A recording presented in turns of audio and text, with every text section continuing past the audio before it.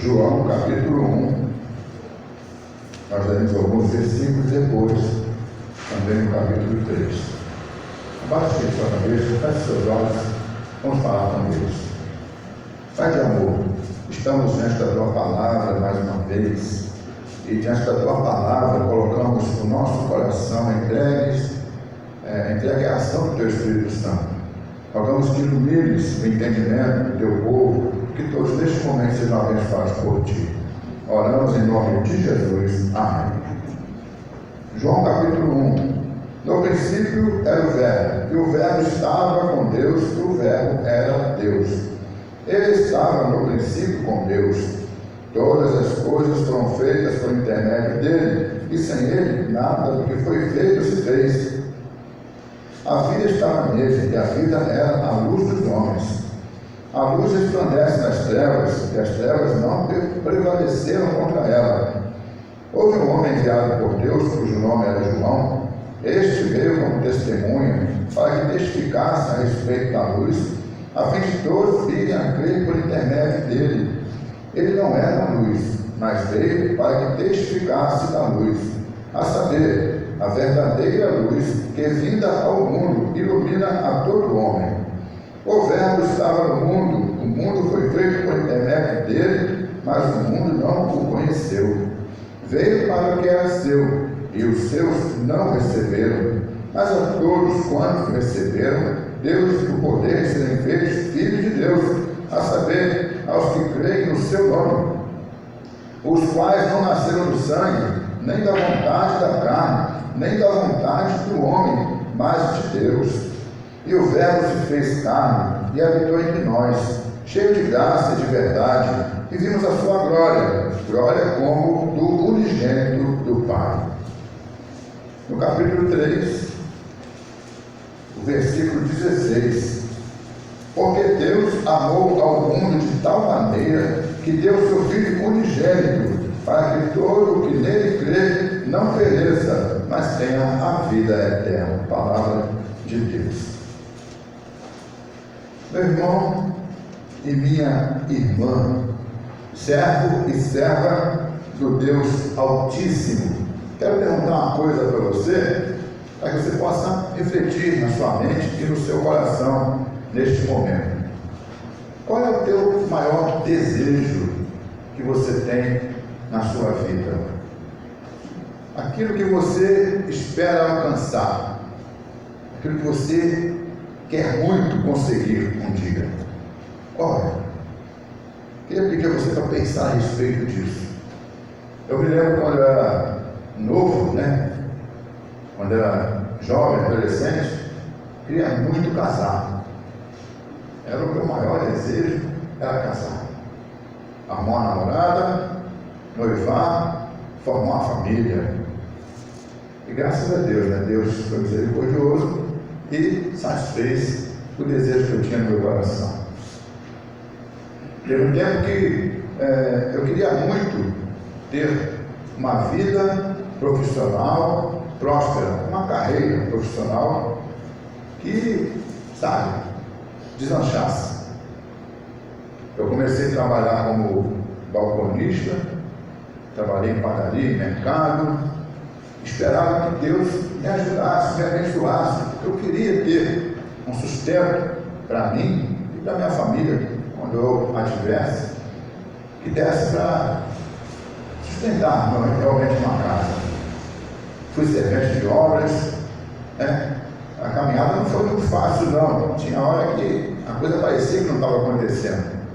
Mas aí as portas foram se abrindo e Deus foi me dando aquilo que o meu coração desejava, aquilo que eu buscava, até que eu me tornei funcionário na Fundação Oswaldo Cruz, onde eu trabalho, e graças a Deus, a minha carreira profissional, ela aconteceu, ela prosperou. Existem momentos na vida que você, naquela hora, está aguardando algo, desejando algo, e às vezes aquilo faz com que você tenha sonhos, às vezes também faz com que você tenha preocupações, às vezes você se esforça, se empenha por causa daquilo que você está desejando. Na tua vida você certamente já teve alguns momentos em que buscava muito uma coisa. Algumas das coisas que eu desejei durante a minha vida eu não consegui. Outras, Deus me deu pela misericórdia dele. Mas, neste momento, o que é que você mais almeja da tua vida? Porque de tudo aquilo que a gente vai querendo e nos empenhando e buscando, existe sempre algo que permanece, porque é algo maior, é mais importante, é algo que a gente quer em um determinado momento e vai continuar querendo em outro momento, e a nossa vida, ela acaba sendo envolvida com aquilo, a gente está sempre buscando aquilo. Eu queria chamar você para pensar a respeito de algo que um dia Deus desejou no coração dele. Porque Deus também teve algo que ele quis muito. Em um determinado momento da eternidade, segundo a misericórdia de Deus, ele se preparou, ele planejou, ele fez projetos e preparou o tempo, determinou tudo, a hora, e se empenhou muito para conseguir isso, para alcançar isso. Aqui no João 3,16, muito conhecido esse texto, porque Deus amou ao mundo de tal maneira, Ele olhou para você, olhou para mim, olhou para tudo aquilo que Ele havia criado, e Ele amou, e amou no sentido de não só ter esse sentimento de piedade, de misericórdia, de carinho, de dó, não, mas esse amar de Deus foi aquele amar em que Ele quis fazer alguma coisa e Ele se empenhou de alguma maneira, porque foi um desejo que nasceu no coração dele. Ele tinha no coração dele na eternidade. E aqui o texto diz, Deus amou ao mundo, amou a mim e a você de tal maneira que deu o seu único filho. O esforço de Deus foi tremendamente maravilhoso, foi algo grande demais.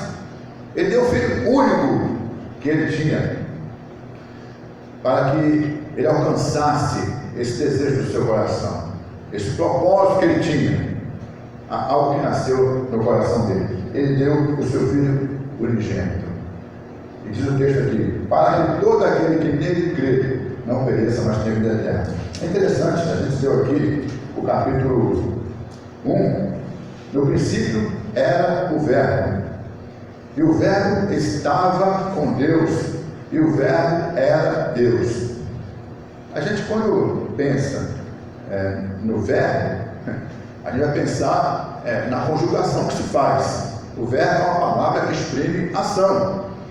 E às vezes você pensa, naquilo que já foi feito, é o passado, naquilo que está sendo feito agora, que é o presente, naquilo que virá para o futuro. O texto aqui nos apresenta uma palavra, no princípio era o verbo. O verbo estava com Deus. E o verbo era Deus. São palavras que exprimem a ação, o verbo ser, o verbo estar, e esses verbos estão sendo conjugados aqui no passado. É interessante porque a maneira de se conjugar o passado, ela também tem algumas diferenças. Nesse caso aqui, quando se fala em era e estava, a gente vai pensar numa ação que durou um determinado tempo. Teve um determinado tempo em que o verbo era no princípio. Teve um determinado tempo que o verbo estava com Deus. E teve um determinado tempo que o verbo era Deus.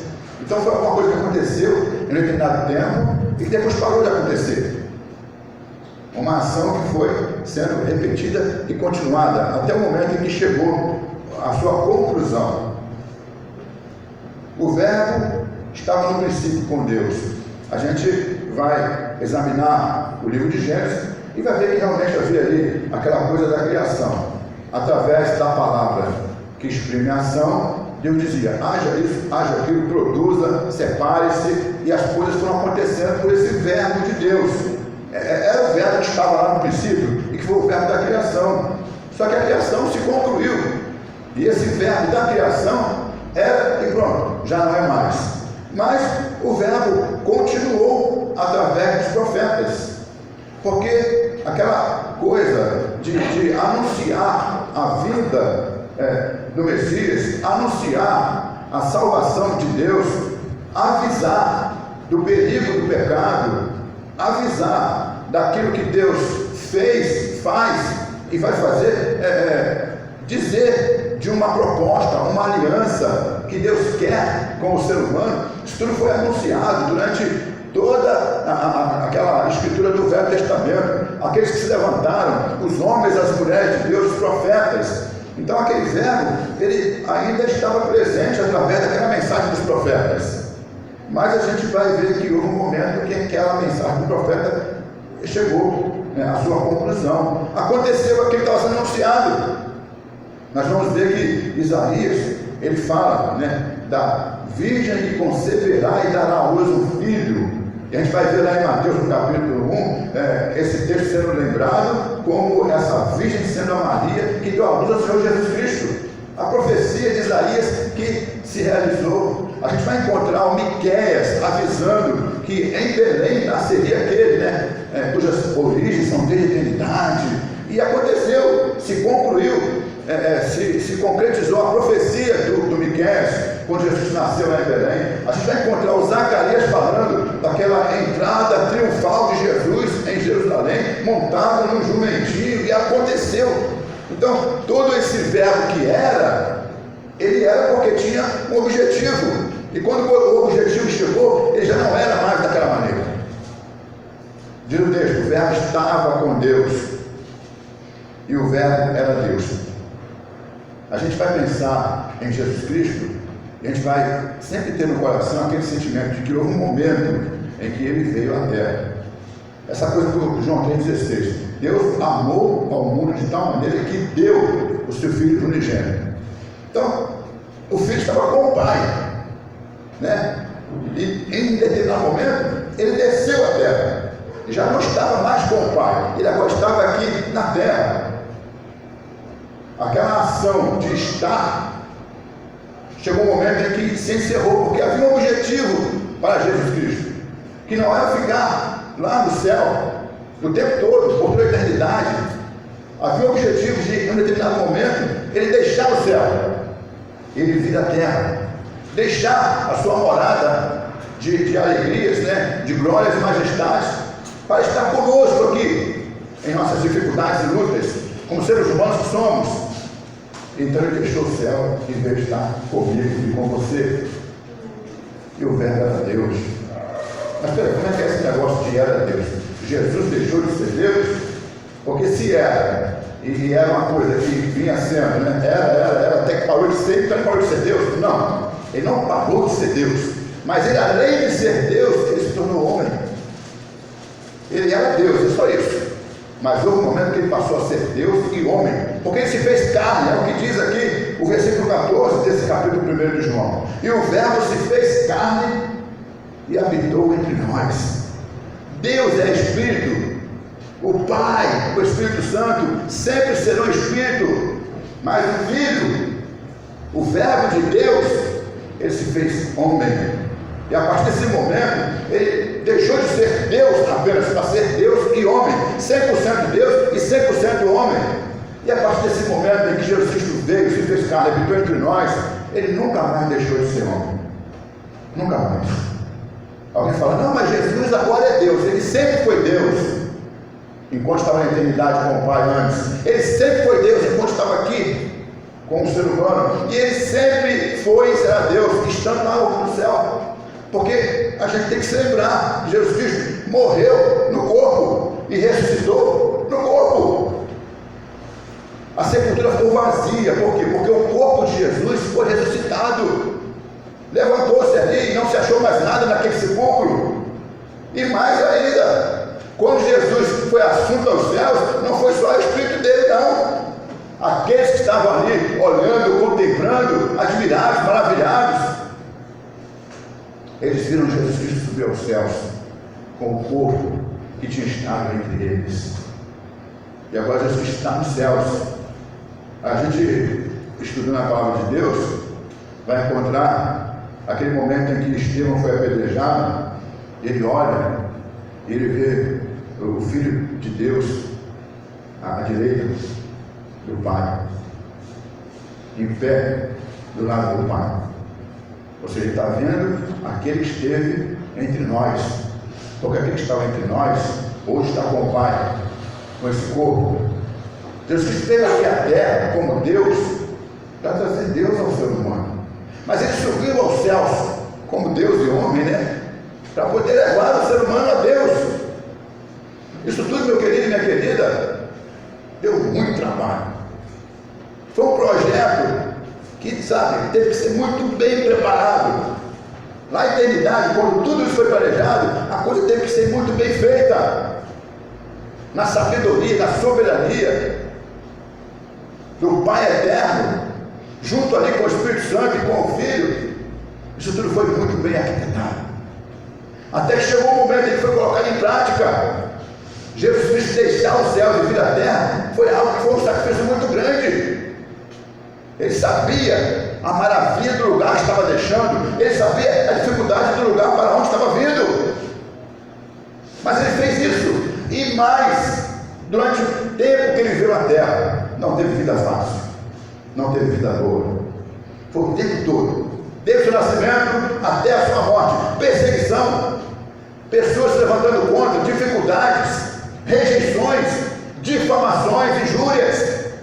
Jesus passou o seu período aqui na sua missão, sofrendo o tempo todo, até que morreu na cruz. Foi uma coisa que não foi nada fácil. O maior sacrifício que alguém possa imaginar de alguém na face da terra não se compara ao sacrifício do Filho de Deus. E por que é que tudo isso foi planejado? Por que é que tudo isso foi realizado? Por que esse esforço todo, esse sacrifício todo, meu irmão? Por quê? Por causa do desejo de Deus de alcançar o teu coração e de alcançar o teu coração. Por causa do amor de Deus que Ele derramou sobre todo o mundo. A gente vai olhar para Deus e vai ver que Ele não teve um sentimento apenas. Maravilhosa a graça dele ter esse sentimento de amor e compaixão, misericórdia por nós, porque foi esse sentimento que o levou a essa atitude. É necessário que haja esse sentimento no coração, porque através de um sentimento puro de amor e misericórdia virá uma atitude que vai valer a pena, que vai ter efeito, porque é uma atitude verdadeira e sincera. Não dá para amar de palavras ou de alguns gestos se não houver amor no coração. Deus nos amou na eternidade, e esse amor que Ele teve na eternidade por mim e por você o levou a entregar o seu Filho. E hoje Ele está aqui trabalhando no teu coração e no meu coração. Ele está em várias igrejas por toda a parte do mundo, trabalhando em vários corações. Através do online, né? Ele está aí trabalhando em vidas e vidas. São louvores cantados, são orações feitas, são leituras, são pregações, são estudos, palestras.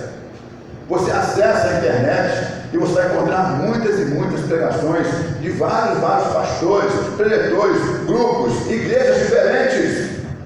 Há um trabalho missionário sendo feito por toda a parte do mundo, porque as igrejas que são levantadas pelo Senhor, elas se propõem a levar essa mensagem para que nos lugares mais distantes, naquele lugar que eu não posso ir, nem você pode ir, e talvez um lugar perigoso, porque se a gente for pode até morrer ali, caçado por sermos crentes. Há missionários que são enviados por toda a parte do mundo. Por quê? Porque Deus, um dia, olhou para nós com misericórdia e desejou no seu coração salvar, dar uma solução, restaurar aquilo que se havia perdido. Meu irmão e minha irmã, eu estou colocando aqui para você aquilo que é o desejo de Deus. Algumas palavras lá, né, que a gente de repente vai ter que explicar um pouco mais, mas nesse momento eu quero ficar só nisso. Na Ezequiel, no capítulo 18, o Senhor fala: tenho acaso eu prazer na morte do perverso? Não desejo eu, não quero eu que ele se converta dos seus maus caminhos e viva. É isso. No mistério que possa haver teologicamente, Deus, Ele, em algum momento, nos amou. Em algum momento, agiu.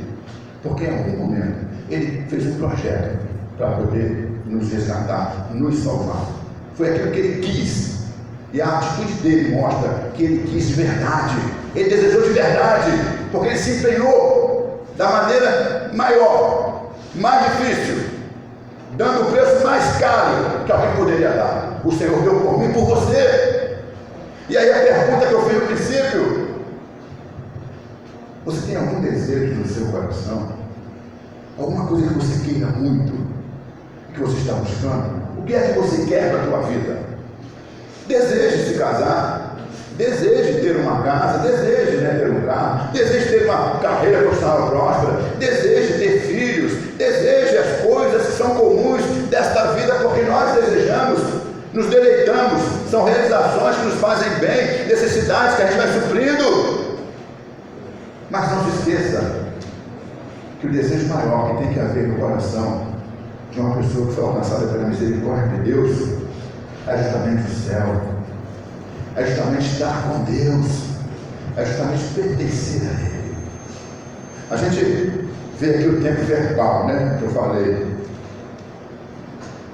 O verbo era Deus, o verbo estava no princípio, o verbo estava com Deus, o verbo era Deus. Tudo isso foi se concluindo. E no momento que aconteceu outro verbo do passado, que dá a ideia de algo que foi realizado, ele veio, se fez carne, ele habitou entre nós. Então, em um determinado momento, o verbo do passado já não é aquele que vai acontecendo, não, foi definitivo. Em um determinado momento que Deus fez e aconteceu e pronto. Deus amou o mundo de tal maneira, e Ele deu o seu Filho, o Filho unigênito. Agora ainda um outro tempo verbal, que é o tempo presente. A gente sabe aqui pelo capítulo 1, versículo 10, o verbo estava no mundo, o mundo foi feito por intermédio dele, mas o mundo não o conheceu. Teve muita gente que ouviu a palavra, que viu, que contemplou, mas não o conheceu. Achou que não era aquele, o Filho de Deus, aquele o Messias, não era ele. Veio para o que era seu, os seus não receberam. Então, naquele tempo, as pessoas tiveram a sua oportunidade. Infelizmente, muitos não conheceram, muitos não receberam. Mas hoje a oportunidade é tua e é minha. É para mim e para você hoje. Se aquelas pessoas, muitas delas, não conheceram o Senhor Jesus Cristo, você hoje vai conhecer ou não vai conhecer? Se muitas daquelas pessoas não receberam, você hoje vai receber ou não vai receber? Se muitas daquelas pessoas não ouviram, você hoje está ouvindo ou não?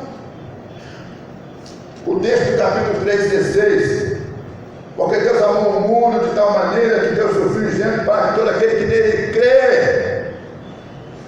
Todo aquele que nele crê. Muita gente não creu em Jesus Cristo, muita gente não creu em Deus, muita gente não creu. Mas você, neste momento, crê ou não crê? É o tempo presente, porque a oportunidade foi para outros, mas hoje a oportunidade é para mim e é para você, meu irmão. É para mim e é para você, minha irmã. Porque Deus tem dia após dia falado comigo, com você. Dia após dia o Espírito Santo está tocando no teu coração através de alguma coisa que Deus traz. Porque tem um propósito para a tua vida. Tem algo que Ele já fez e quer aperfeiçoar. Tem algo que Ele não fez ainda e quer fazer. Tem algo que você não entendeu ainda e tem que entender. Tem algo que você não recebeu ainda e tem que receber. Ele está insistindo com você. Mas é preciso que você creia. Creia que não é o pastor que está falando. Creia que não é o superintendente. Creia que não é o professor de escola dominical. Creia que não é esse ou aquele, ou aquela canção, ou uma leitura. Creia que é o próprio Deus. Porque Ele projetou isso para você, Ele se sacrificou por você, Ele pagou o preço por você. E o que é que você vai fazer por Ele? Com tudo isso que Deus fez, o que é que você vai fazer? O tempo verbal, Deus amou e deu o seu único Filho. Já aconteceu. Para que todo aquele que nele crê. É o que hoje precisa estar acontecendo no teu coração e no meu coração. E aquela coisa de crer, a pessoa pensa, eu recebi um dia a Cristo como meu Salvador. Isso é uma coisa que vai se evidenciar, vai se tornar, né, uma certeza no meu coração, no teu coração, na minha mente, quando a gente vive isso. E viver isso é crer naquilo que ele está falando, naquilo que ele está fazendo. Ontem, o pregador, o reverendo Natan, estava falando sobre todas as coisas concorrem para o bem daqueles que amam a Deus. Às vezes é difícil a gente lembrar disso em alguns momentos. Estava conversando aqui sobre uma pessoa que falou comigo, eu devo ter feito muita coisa ruim na minha vida porque eu estou sofrendo tanto. E eu falei para aquela pessoa, você sabe a história de Jó, não sabe? Será que você já sofreu tanto que Jó sofreu? E a pessoa ficou sem resposta, ficou me olhando. Eu falei, pois é, e Jó? O que ele fez de errado? Qual o pecado dele para sofrer o tanto que ele sofreu? Eu ainda não sofri o que Jó sofreu, nem você. E pouca gente nesse mundo sofre tudo aquilo que ele sofreu. Mas ele não está sofrendo por causa de um erro que ele tinha cometido, um pecado, qualquer coisa assim. Pelo contrário. Ele teve o testemunho do próprio Deus de que era um homem íntegro, reto, justo, e que se desviava do mal. A gente precisa olhar para Deus.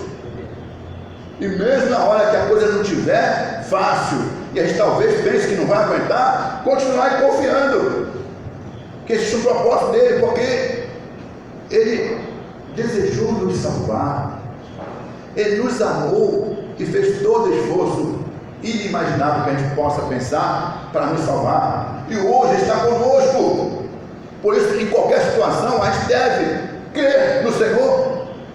O presente é esse. Você às vezes é tentado, e a gente às vezes na situação da vida leva uma mordada aqui, a gente é ser humano, leva outra ali, a gente tropeça, a gente cai, a gente chora, a gente fala, não pode ser. Mas volte-se para Deus, se firme nele, creia nele, não esmoreça na fé. Porque o tempo verbal não é só passado, quando Deus amou e Deus ouviu, e não é só presente quando você crê, mas é futuro, porque todo aquele que nele crê não pereça, mas tenha a vida eterna. É isso que Deus tem para você e para mim, meu irmão e minha irmã. É isso que Deus tem para todo aquele que crê. Você não vai perecer, você vai ter a vida eterna. Tudo que Deus preparou está reservado. Acho legal aquela coisa de Jesus falar, né? Vinde benditos de meu Pai, receber por herança o reino que vos está preparado desde a fundação do mundo. Ou seja, quando o mundo foi fundado, já estava preparado para mim e para você o reino que a gente vai habitar um dia. É tempo futuro, mas já está garantido. Todo aquele que crê vai receber.